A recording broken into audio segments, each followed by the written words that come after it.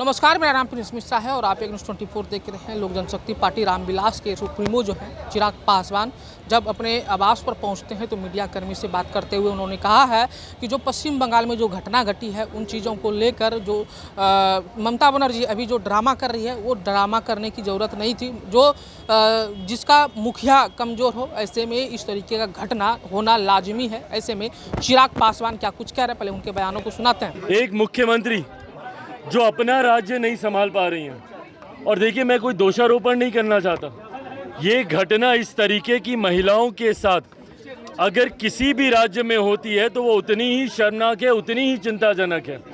पर ऐसे में एक महिला मुख्यमंत्री होने के बाद आपका राज्य आज जिस तरीके से डर दहशत के साए में है, वहाँ पर जिस तरीके से एक महिला के साथ जितना निंदनीय, उस घटना की जितनी निंदा की जाए उतना कम है।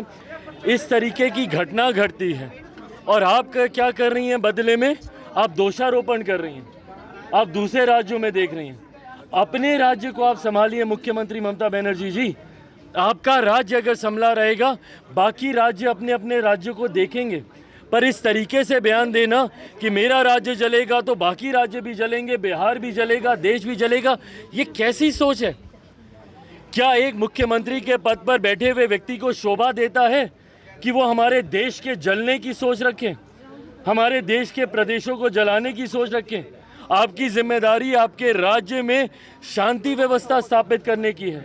आप अगर उसमें नाकामयाब रहती हैं, आपके राज्य में इतनी बड़ी घटना होती है, अगले दिन हुड़दंगई पहुंच जाते हैं और सारे एविडेंसेस को मिटा देते हैं। आपने अपने राज्य में एक ऐसी व्यवस्था आपने स्थापित की है जहां पे पॉलिटिकल कैडर को आप सरकारी व्यवस्था का हिस्सा बनाती हैं, और वो लोग जब उनमें कमी पाई जाती है, भाई कौन था ये व्यक्ति जिसने इस तरीके की घटना को अंजाम दिया? कैसे उसको इतना एक्सेस मिला हुआ था? कैसे उसको इतनी छूट मिली हुई थी, जबकि उसके ऊपर डोमेस्टिक वायलेंस के इससे पहले इतने सारे चार्जेस थे? तो क्या ये आपके सरकार की, आपके सरकारी तंत्र की लापरवाही नहीं थी?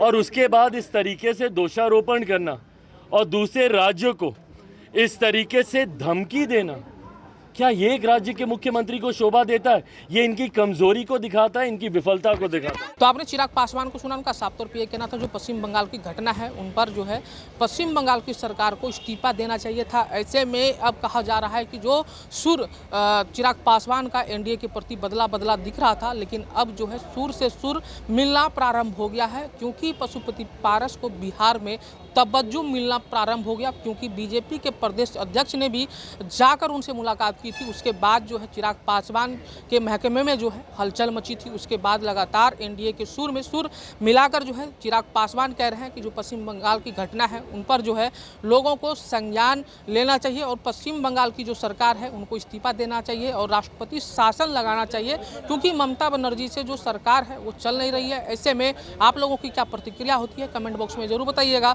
सहयोगी अंकित के साथ प्रिंस मिश्रा, पटना। धन्यवाद।